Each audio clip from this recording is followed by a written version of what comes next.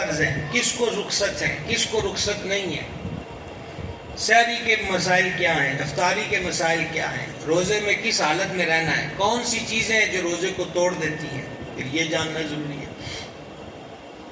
پھر اس سے اگلا فرض آ گیا زکوٰۃ کا. یہ دین ہی الاسلام ہے جی, میرا دین اسلام ہے. کیا کہا جی؟ میرا دین اسلام. کہہ لیں یہ قبر میں بھی یہی جواب دینا ہے, میرا دین اسلام ہے. اب اس کے اندر آگے زکوٰۃ آ گئی. اب زکوٰۃ کتنے مال پر ہوگی اور کتنے فیصد ہوگی؟ زکوٰۃ کو زکوٰۃ کیوں کہتے ہیں؟ یہ کوئی ٹیکس تو نہیں ہے, یہ کوئی ظلم اور جبر تو نہیں ہے, بلکہ اللہ تبارک و تعالی نے یہ سورہ بقرہ کے آغاز میں ہی سمجھا دیا, وَمِمَّا رَزَقْنَاهُمْ يُنْفِقُونَ, اور ہمارے دیے ہوئے میں سے خرچ کرتے ہیں. اب یہ کوئی صاحب آپ میں سے کہ بوتل دیں پانی کی, ٹھیک ہے, اور پانی کی بوتل دیں اور میں ان کو بھی پلا دوں, ان کو بھی پلا دوں, ان کو بھی پلا دوں, اور پھر میں کہوں دیکھو میں نے کتنا بڑا احسان کیا جی, اتنے لوگوں کو پانی پلا دیا. تو جنہوں نے مجھے بوتل دی ہے وہ کہیں کہ تیرا احسان کدھر سے ہے, اگر میں تمہیں بھری ہوئی بوتل نہ دیتا تو کیسے پلاتا؟ تو زکوٰۃ دینے والا کا تو کوئی احسان نہیں ہے, یہ تو اللہ کی مہربانی ہے کہ اسے اتنے مال کے قابل کیا. دیکھو یہاں آپ سبحان اللہ کہنے میں ڈنڈی مار گئے. اسی طریقے سے عشر ہے, تو عشر دینے والے کا تو کوئی کمال نہیں.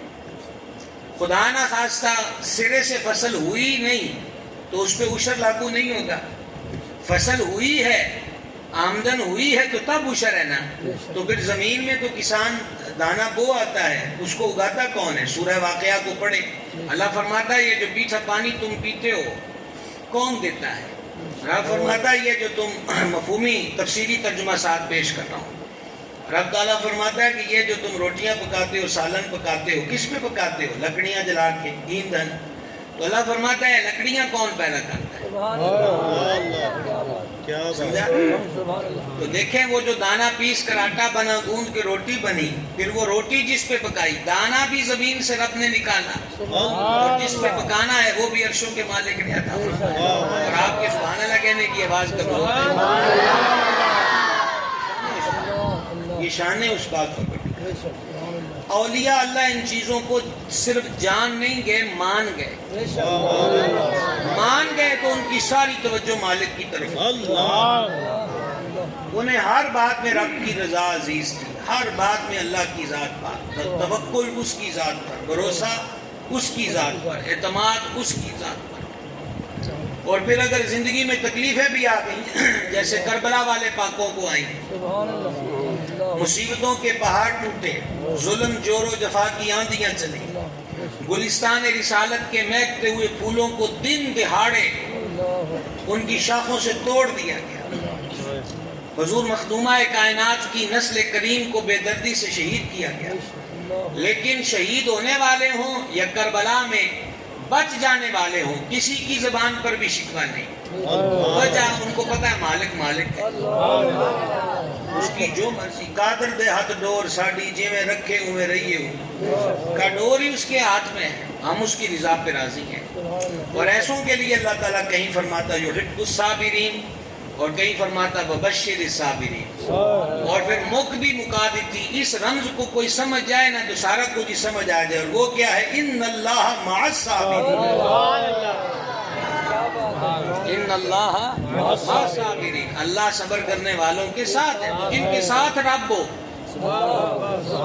مسئلہ کوئی نہیں, جن کے ساتھ رب ہو مسئلہ ہی کوئی نہیں ہوتا. آپ کبھی غور کریں نا جناب, جمعے کے دن یا کسی شادی کے موقع پر یا عید کے دن ہم نے نئے کپڑے پہننے, تو باہر سے آ رہے ہیں, مثلا بارش ہو گئی, کیچڑ بھی ہو گئی, تو اب ہمارا ٹائم کیا ہے کہ ہم نے نہانا ہے, نہا کے نئے کپڑے پہننے, تو ہم وہ پانی کے بیچ سے بھی بلا تکلف گزر جائیں گے. کوئی نہیں, انہوں نے کہا جی کی گل, انہوں نے کہا جی پانی تھلو چکٹ پہ جانا ہے کپڑے, تو انہوں نے کہا کوئی نہیں کپڑے بدلنے ہی نہیں.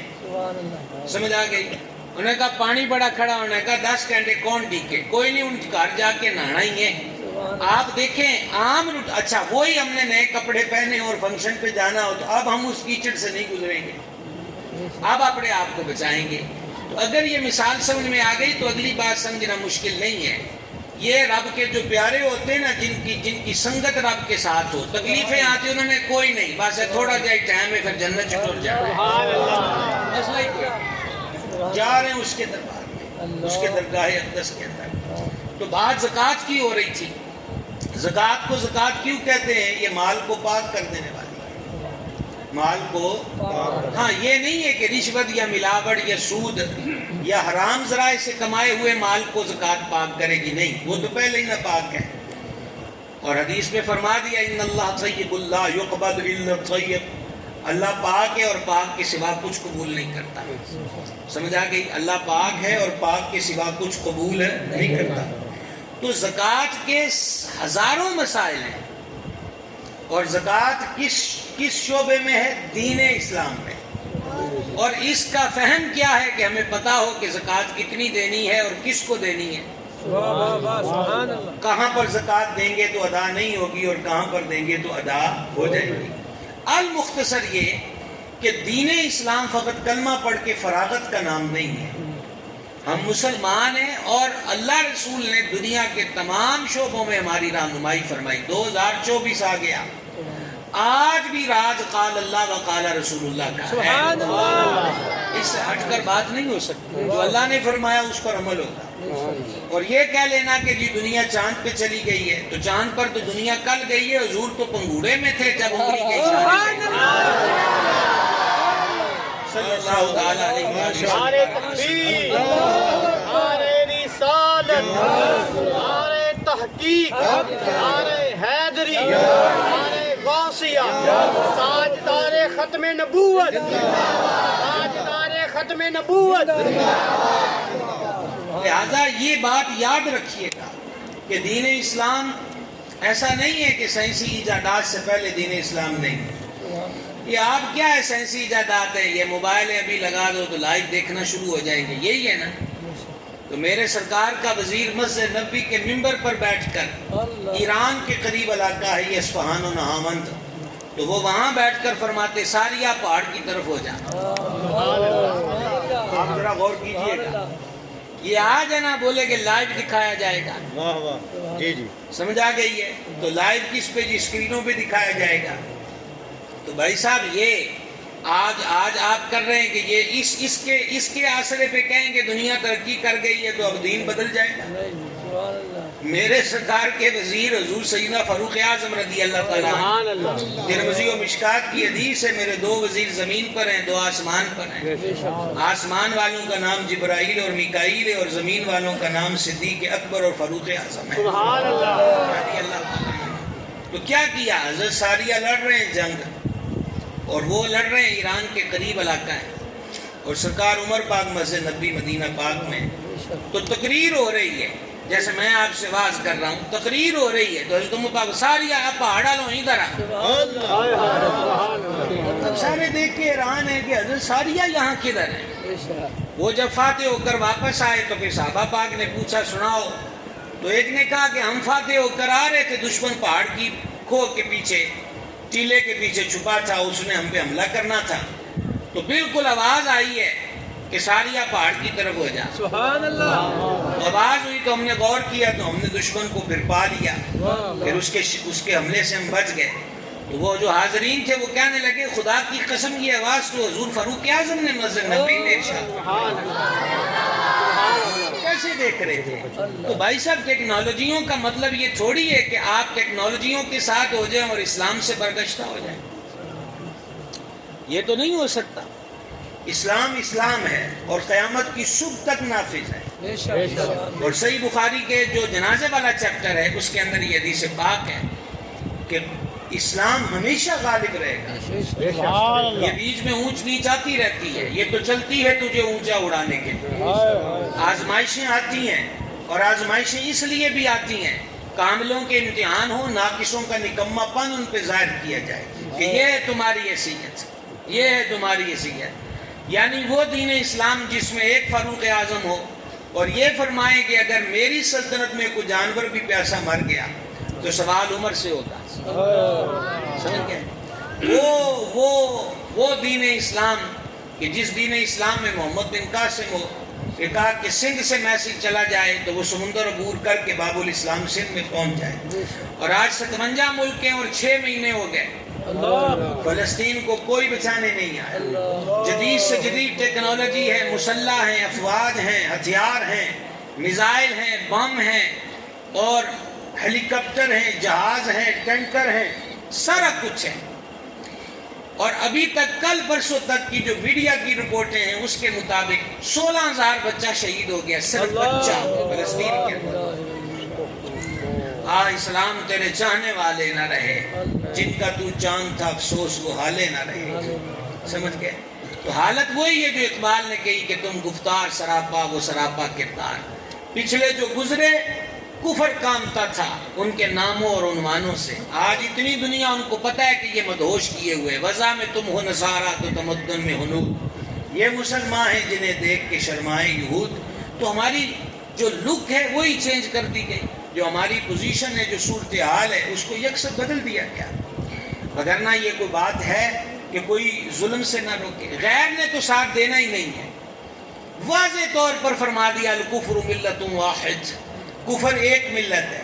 عیسائی ہو، یہودی ہو، سکھ ہو، ہندو ہو، مجوسی ہو، اور اس سے ریلیٹڈ جتنے بھی مذاہب ہیں، یہ جب اسلام کی مخالفت کی بات ہوگی تو یہ اکٹھے ہو جائیں گے. آپ دیکھ لیں، یہ ابھی آج سے 3 ماہ پہلے اقوام متحدہ کا ہنگامی اجلاس ہوا فلسطین کے مسئلے پر. تو قرارداد اس میں کیا پیش کی گئی؟ پڑھے لکھے حضرات بیٹھے ہیں، آپ اس پہ غور کریں. قرارداد صرف یہ پیش کی گئی کہ غزہ کے اندر غذائی قلت ہے، پانی پہنچانے دیا جائے، اور ادویات، وہ تو بم مار مار کے لوگوں کو گھائل زخمی کر رہے ہیں، دوائیوں کی سپلائی کی اجازت دی جائے، پانی کی سپلائی کی اجازت دی جائے، اور گاڑیاں جو دوسرے علاقوں سے آئیں وہ رکی ہوئی ہیں. تو آپ اندازہ کر سکتے ہیں اقوام متحدہ میں یہ قرارداد لائی جائے تو اس کو ویٹو کر رہا امریکہ، اور دنیا کو کہتے ہیں مسلمان دہشت گرد ہیں. بھئی اس سے بڑی دہشت گردی کیا ہے کہ ایک ان کو مارتے ہو پھر ان کو دوائی بھی نہیں دینے دیتے، ان کو پانی بھی نہیں پینے کے لیے دیتے. تو یہ ظلم ہے. ہم دور ہیں، ہم پہنچ نہیں سکتے، لیکن اس درد سے بے درد نہ ہوں، ان کی تکلیف کو ضرور محسوس کریں. خدا بچائے تو یہ وقت کسی پر بھی آ سکتا ہے، اور مسلمانوں کا یہی گنگ اور خاموشی اور زباں بندیاں رہیں تو پھر دور تو نہیں ہے. وہ بزرگ کہتے ہیں اگر تیرے سے تیسرے مکان میں آگ لگی ہے تو چین سے بیٹھ مت، کیونکہ آگ کسی کی نہیں ہوتی، کوئی پتہ نہیں ہے ہوا کا جھونکا اس کا رخ تیرے گھر کی طرف کر دے. تو یہ ہنستے بستے ملکوں کو ظالموں نے اجاڑ دیا. تو ہم کیا چیز ہیں کہ جو پہلے ہی معاشی طور پر بے حال ہیں اور کمر ٹوٹ چکی ہے. بس اے خاصان رسول وقت دعا ہے، امت پہ تیری آ کے عجب وقت پڑا ہے. فریاد کشتی امت کے نگہ باں فریاد، بیڑا یہ تباہی کے قریب آن لگا ہے. مالک ہمارے حالوں پہ کرم فرمائے، مالک رحم فرمائے، اور غزہ کے مجبوروں کو آزادیاں عطا فرمائے. تو میں آپ کی خدمت میں یہ عرض کر رہا تھا کہ یہ دین اسلام ہے، صرف کلمہ پڑھ کے فراغت نہیں ہے بھائی صاحب، اس کے تمام امور کو سیکھنا سمجھنا ہماری ذمہ داری ہے. یہ جو یہاں پہ 27 روزہ فہم دین کورس ہوا، وہ نماز کے مسئلے، کوئی وضو کا، کوئی غسل کا، اور اسی طرح قرآن صحیح کر کے پڑھنے کا، یہ بڑی اچھی کوشش ہے حضرت مولانا قاری محمد رمضان صاحب کی، اور حضرت قبلہ علامہ سید شاہد رسول شاہ صاحب و دیگر حضرات، اور جو یہاں پر آتے رہے. لیکن مجھے یہ پتا ہے، میرا تجربہ ہے کہ اتنے بڑے گاؤں میں ہر گھر کا ایک فرد نہیں آیا ہوگا. آپ اندازہ کریں کہ آج یہ حال ہو گیا ہے کہ منتیں کرنی پڑ رہی ہو، دین والو دین سیکھ لو. وہ اسی میں اس نے کہا نا کہ جو دین کے نکلا تھا بڑی شان سے وطن سے، وہ دین کے نکلا تھا بڑی شان سے وطن سے، وہ پردیس میں آج غریب الغربا ہے. یعنی اس دین کی حالت اب یہ ہے کہ اب ترلے کیے جاتے قرآن پڑھ لو. اسکول، کالج، یونیورسٹیاں، وین اور رکشے کا کرایہ، ماہانہ طور پر جو اکیڈمی اور ٹیوشنوں کی فیسیں، پھر وہاں پر آگے اس سے آگے بڑھتے ہیں تو مختص کہ یہ سمیسٹر ہے اس کے لیے 60,000 دینا ہے، پھر اگلا آئے گا تو 1.5 لاکھ.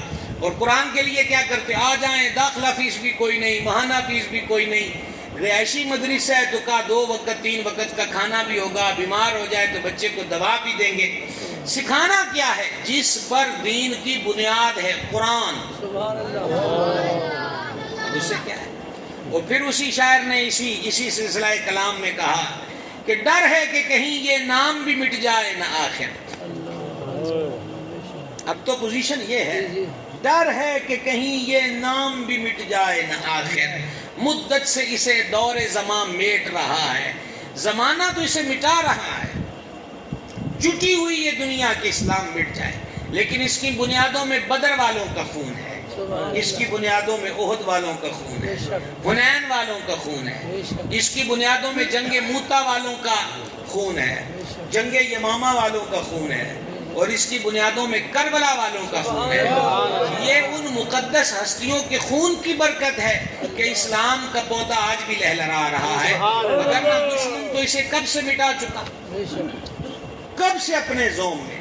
آج دین کی بات، یہ مسجد کا ممبر ہے یا استاد نے جو پٹی رکھی ہوئی ہے، اس پر بیٹھ کر معذرت کے ساتھ مجھے یہ بتائیے، آپ اکثر باپ بیٹھے ہیں اپنے بچوں کو پڑھا رہے ہیں، اللہ سب کے بچوں کو نیک بنائے، خصوصاً اپنے ماں باپ کا فرما بردار بنائے۔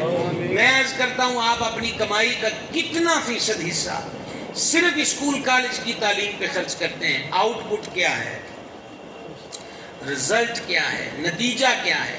اور دوسری طرف دین کی تعلیم، دیکھیں کوئی بدبخت ہو تو میں اس کا سپورٹر نہیں ہوں، لیکن اتنا مجھے پتا ہے کہ دین کی تعلیم والا وہ ماں باپ کی گستاخی نہیں کر سکتا۔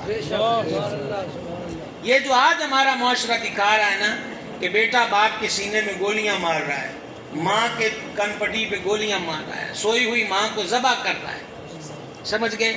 اور بہت سارے ایسا کام نشے ہی کر رہے ہیں، تو نشے کی لت کہاں پر پڑی ہے؟ ابھی میں یہ اصل میں ساری ریکارڈنگیں شکارڈ کی ہوتی ہیں، ہم بہت ساری راز کی باتیں ہوتی ہیں جو گفتگو میں نہیں کہہ سکتے، تو ایک جگہ پر بیٹھے ہوئے تھے، تھوڑے دنوں کی بات ہے، تو وہ ایک تھانے دار صاحب مجھے بتا رہے تھے کہ ہم ریکی کر رہے ہیں، ایک بندہ ہے جو ایک تعلیمی ادارے کے اندر منشیات طلباء میں فروخت کرتا ہے، تو ہم اس کو ڈھونڈنے کے لیے بیٹھے ہوئے ہیں۔ تو یہ تو حالات ہو گئے، الامان والحفیظ۔ تو عرض خدمت یہ ہے کہ فہم دین، دین کی فہم اور سمجھ بوجھ، یہ کتنا بڑا انعام ہے۔ صحیح بخاری کی حدیث ہے، اس کا مفہوم پیش کر رہا ہوں۔ سرور عالم علیہ السلام نے ارشاد فرمایا، اللہ تعالیٰ جس سے بھلائی کا ارادہ کرتا ہے اسے دین کی سمجھ بوجھ عطا فرما دیتا ہے، جس کے ساتھ بھلائی کا ارادہ فرماتا ہے اسے دین کی سمجھ بوجھ عطا فرما دیتا ہے۔ یہ کثیر نوجوان یہاں پر موجود ہیں، میں نوجوانوں کو متوجہ کرتا ہوا یہ بات کہنا چاہوں گا۔ مثال کے طور پہ 6 ماہ سے ہم مختلف ریلیاں نکال چکے اسرائیل کے خلاف، آپ سوشل میڈیا پہ اپنے غم و غصہ کا اظہار کر چکے، دھرنے ہوئے، ریلیاں ہوئی، جاری ہے اب بھی یہ سلسلہ، اور یہ نوحہ کنی ہے کہ جو ختم نہیں ہو رہی۔ اور ابھی آپ دیکھ رہے ہیں کہ اسماعیل ہانیہ کی شہادت کیسی ڈھٹائی ہے، کیسا زور اور جور اور ظلم اور جبر ہے۔ اب پھر دنیا نکلی ہوئی ہے اور ان کے لیے فاتحہ کا سلسلہ اور جنازوں کے سلسلے اور مختلف امور چل رہے ہیں۔ عرض کرنا یہ چاہتا ہوں، آپ کیا یہ بات نہیں جانتے کہ 6 سے 7 سال کا بھی بچہ ہے اسرائیل کا، اس کو اسکول کی تعلیم کے ساتھ اسلحے کی ٹریننگ سکھائی جاتی ہے، اسکول کی تعلیم کے ساتھ اسلحے کی ٹریننگ دی جاتی ہے، اور ساتھ اسے ابھارا جاتا ہے کہ تمہارا کٹر دشمن مسلمان ہے، اور تم نے اپنی انرجی، اپنے اس فن کو، اور جو تم ٹرینڈ ہو جاؤ، اس وصف کو کبھی بھی موقع ملے گا تو تم نے استعمال کرنا ہے اسرائیل کی حفاظت کے لیے اور مسلمان کو ختم کرنے کے لیے۔ مجھے آپ یہ بتائیے، میں آپ کے سامنے سوال رکھنا چاہتا ہوں کہ ایک ملک کے ہر تعلیمی ادارے میں اسلحے کی ٹریننگ دی جائے اور اسے مسلمانوں کے خلاف پکا کیا جائے، اس کے خلاف ہماری صرف ایک ریلی یا ایک پوسٹ یا ایک احتجاجی جلسہ کیا کرے گا؟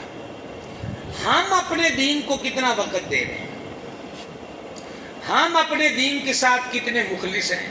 ہم اپنے دین کے ساتھ کتنا جڑے ہوئے اور وابستہ ہیں؟ سوالیہ نشان یہ ہے۔ مسجدیں ماشاءاللہ خوبصورت سے خوبصورت بن رہی ہیں۔ آج میں آیا ہوں یہ آپ کی مسجد میں، بڑا شاندار گیٹ بنا ہے، ابھی اندر کا ماحول تو نہیں دیکھا، بڑا صحن بھی کشادہ ہے، اللہ تعالیٰ بنانے والوں کو جزا دے۔ عرض یہ کہ ہماری مساجد خوبصورت سے خوبصورت ہیں، لیکن مسجدوں کا جو بنیادی حسن ہے وہ غائب ہے، اور وہ کون ہے؟ مسجد مرثیہ خواں ہے کہ نمازی نہ رہے۔ سمجھ گئے؟ یہ اقبال جوابی شکوہ میں کہتے ہیں، مسجد مرثیہ خواں ہے کہ نمازی نہ رہے، یعنی وہ صاحب اوصاف حجازی نہ رہے۔ اور پھر کیا ہوا کہ واعظ قوم کی پختہ خیالی نہ رہی، برق طبعی نہ رہی، شعلہ مقالی نہ رہی، فلسفہ رہ گیا، تلقین غزالی نہ رہی، رہ گئی رسم اذاں، روح بلالی نہ رہی۔ اور سبب اینڈ پر وہ بیان کرتے ہیں کہ وہ معزز تھے زمانے میں مسلمان ہو کر، اور تم خوار ہوئے تارک قرآن ہو کر۔ سب سے بڑی جیت کیا ہوتی ہے؟ آپ جانتے ہیں کہ وائسرائے ہند نے جب ہند کے اندر ان لوگوں نے، اس وقت یہ ہمارا پاکستان بھی ہندوستان ہی کہلاتا تھا، اس خطے کے اندر جب انہوں نے اپنے منحوس قدم رکھے بہادر شاہ ظفر کے دور میں، لو جی ایک کارخانہ لگانے کے بہانے وہ یہاں آئے اور ہر چیز لوٹ کر اور اس حصے کو تقسیم کر کے اور آج تک کی لڑائیاں چھیڑ کر چلے گئے۔ یہی ان گوری چمڑی والوں کا حال ہے، یہ تن کے گورے ہیں اور من کے بڑے کالے ہیں، لوٹ مار کر کے ہر شے وہ یہاں سے لے گئے۔ اچھا، بتانا آپ کو یہ چاہتا تھا کہ وائسرائے ہند نے یہ کہا، اللہ کرے کہ یہ ایک سطر کی بات ہے، اگر آپ سمجھیں تو بہت بڑی بات ہے، اس نے پلاننگ جو کی اس کا ایک حصہ یہ تھا کہ ان لوگوں کو مغربی لباس کی طرف لایا جائے، جس کو ہم پینٹ شرٹ کہتے ہیں۔ اب تو یہ عام ہو گیا، اب تو یہ مغرب کی پہچان بھی نہ رہا، اب تو کیا یورپ اور کیا ایشیا اور کیا عرب، ہر جگہ یہ عام ہو چکا، لیکن اس دور کے اندر یہ خاص ہونے کی وجہ تھی، اور اس لیے اس وقت کے علماء اسے ناجائز و حرام بھی کہتے تھے اس دور کے اندر۔ تو عرض یہ کرنا چاہتا ہوں، وائسرائے ہند نے ایک بات کہی تھی، اس نے یہ کہا تھا کہ جو قومیں اپنا لباس بدلنے کو تیار ہو جائیں نا، ان کا اندر بدلنا بڑا آسان ہو جاتا ہے۔ آپ ذرا غور کریں، یہ ان کا کیسا فارمولہ تھا؟ وجہ یہ ہے کہ کوئی بندہ اپنی وجہ نہیں چینج کرتا، کوئی بندہ، اس کو کہتے ہیں نا، اپنے انداز و اطوار کو اور جو اس کی علاقائی ایک حسن ہوتا ہے وہ اس کو تبدیل نہیں کرتا، اور کہا یہ ٹیسٹر ہوتا ہے کہ لگا کے چیک کیا جاتا ہے کہ یہ دانہ پھینک کر دیکھو کہ کوئی جال میں آتا ہے کہ نہیں، تو کہا اگر یہ اس جال میں آ گئے تو سمجھ لو پھر ان کو آگے قابو کرنا بھی کوئی مشکل کام نہیں ہے۔ تو مسلسل ایسا نہیں ہے کہ ہماری پیشانی کے بعد ان کے ہاتھوں میں چلے گئے اور وہ ہمیں گھسیٹتے ہی لے جا رہے ہیں، وہ کھینچتے ہی لیتے چلے جا رہے ہیں، اور بجائے اس کے کہ ہم پہ کوئی تلوار سونت کر کھڑا ہو، ہم بڑے مزے سے محض اس اسکرین کی وجہ سے اس پر دیکھنے والی ہر چیز کے دل دادا ہو گئے، اور اگلے دن ہی اس کو اپنانے کا شوق میری ملت کے نوجوان کے من میں پیدا ہوتا ہے۔ کاش اور اے کاش اور اے کاش کہ یہ شوق پیدا ہو سیدنا حنظلہ والے رضی اللہ تعالی عنہ، جو پہلی رات کا دولہا ہے اور احد میں جا کر شہادت کا جام نوش کرتا ہے۔ سمجھ گئے جناب؟ ایسے ایسے حضرت شماس، حسن و جمال کا پیکر صحابی، حضرت شماس حسن و جمال کا پیکر، اور شہید کہاں ہوتے؟ حضرت شماس کا آنگن زخمی ہوا ہے۔ سیدنا، بلکہ میرے آقا و مولا صلی اللہ علیہ وسلم نے ایک مقام پہ فرمایا تھا، ہم تو جدھر دیکھتے تھے ہمیں احد میں شماس ہی نظر آتا تھا۔ تو یہ وہ لوگ ہیں، یہ ان لوگوں کے جذبے ہیں۔ ہمارے اصل ہیرو تو وہ ہیں، آئیڈیل بھی وہی ہیں، اور ہمیں راہ بھی وہی اختیار کرنی چاہیے۔ تو بہرحال دین کی سمجھ اور دین کا علم، ضروریات دین کے مسائل، وہ ہر مسلمان کو آنے چاہیے۔ آج ہر دوسرا تیسرا گھر طلاق کے مسائل میں لپٹا ہوا ہے، لوگ تین سو طلاقیں دے کر پھر مولانا صاحب سے کہتے ہیں کہ کوئی راہ نکالیں۔ جو راہ قرآن نے بیان کر دی اس سے ہٹ کر کوئی راہ نہیں بیان کر سکتا۔ بتلائیے کوئی مسلمان قرآن سے ہٹ کے راہ بنا سکتا ہے؟ مالک وہ ہے۔ تو قرآن میں پوری سورت سورہ طلاق، اور اس سے ہٹ کر دیگر سورتوں میں طلاق کے مسائل بیان ہوئے۔ 30 پاروں والی کتاب میں طلاق کے بارے میں اتنی وضاحت ہے، مسلمان نے کیوں نہیں سیکھا؟ اور بعد میں پچھتاوے کا کیا فائدہ کہ جب منہ سے الفاظ ادا کر دیے؟ ضروری کیا تھا کہ پہلے اس کا علم حاصل کرتا۔ اسی لیے سرور عالم شفیع اعظم علیہ السلام نے فرمایا دین کا علم سیکھنا افضل من العبادہ، عبادت کرنے سے افضل ہے۔ دین کا علم سیکھنا عبادت کرنے سے افضل ہے۔ تو ایک صحابی پاک رضی اللہ تعالیٰ عنہ عرض کی ہے کریم کیا قرآن پڑھنے سے بھی افضل ہے؟ سرکار نے فرمایا بغیر علم کے تو قرآن پڑھ لے گا۔ ہماری ایک سوال رکھ رہا ہوں وہیلے کے بزرگوں کے آگے، نوجوانوں کے آگے، اپنے بھائیوں کے آگے۔ میں اپنے آپ سے سوال پوچھتا ہوں اور آپ کے لیے یہ سوال پیش ہے کہ آپ اپنے آپ سے پوچھیں، ہم سب یہاں پر سوال پوچھیں۔ میری کتنی عمر ہو گئی، آپ کی کتنی عمریں ہیں؟ مختلف عمروں سے وابستہ حضرات یہاں بیٹھے ہوئے ہیں۔ 60 سال تک کے بزرگ بھی تشریف رکھتے ہیں، 40 سال، 35 سال، 30 سال، 25 سال۔ سوال ایک ہے کہ قرآن پاک کے 30 سپارے ہیں، ٹھیک ہے جناب؟ اگر ہماری عمریں 50-60 سال کی دہلیز کو چھونے لگ گئی ہیں تو کیا آج کے دن تک ہم میں سے کتنے ہیں جنہوں نے پورا قرآن ترجمے کے ساتھ پڑھ لیا؟ میں نوجوانوں کی خدمت میں گزارش کرنا چاہتا ہوں، آپ مستقبل بھی ہو، حال بھی ہو اور مستقبل بھی ہو۔ حال تو بے حال ہے، اللہ کرے مستقبل بہتر ہو جائے۔ میں آپ سے ملتمس ہوں، میں آپ سے گزارش کرنا چاہتا ہوں کہ یہی موبائل ہماری آنکھوں کو کتنا مصروف رکھتا ہے چیٹ کرنے کے لیے، وہ SMS ہو، وہ واٹس ایپ ہو، وہ میسنجر ہو، وہ ایمو ہو، یا پھر وہ فیس بک پہ کمنٹ شروع ہو جائیں تو اس کی جوابات ہوں۔ گھنٹوں کے گھنٹے لگ جاتے ہیں۔ جتنا ٹائم آپ نے صرف اس لکھا پڑھی کو موبائل پر دیا ہے، اس سے آدھا ٹائم بھی دیتے تو آج پورا قرآن ترجمے کے ساتھ پڑھ لیتے۔ فہم دین کی تقریب انعامات کی اس بزم میں آج کا بنیادی کہہ لیجیے ہدف اور ارادہ، میں اپنے لیے بھی، آپ اپنے لیے بھی سارے نیت کریں کہ انشاءاللہ قرآن پاک کو ترجمے کے ساتھ پڑھیں۔ اور ترجمہ اعلیٰ حضرت عظیم البرکت کشتہ عشق رسالت سیدی اشاء امام احمد رضا قادری رحمۃ اللہ علیہ اردو دنیا کے اندر ادب کی زبان سے وابستہ اور عشق کی دنیا کا ایک منفرد قرآن کا ترجمہ جس کا نام ہے کنز الایمان۔ کیا نام ہے جی قرآن پاک کے ترجمے کا؟ کنز الایمان۔ ہماری مسجدوں کی جتنی بھی الماریاں ہیں وہ 5 نسخے ہر الماری میں ہونے چاہیے کنز الایمان شریف ترجمہ قرآن کے۔ جب جو حضرات نماز ساروں کو آنا چاہیے نماز پڑھنے تشریف لاتے ہیں، سامنے ریلوں کے اوپر قرآن پاک کے وہ نسخے موجود ہوں۔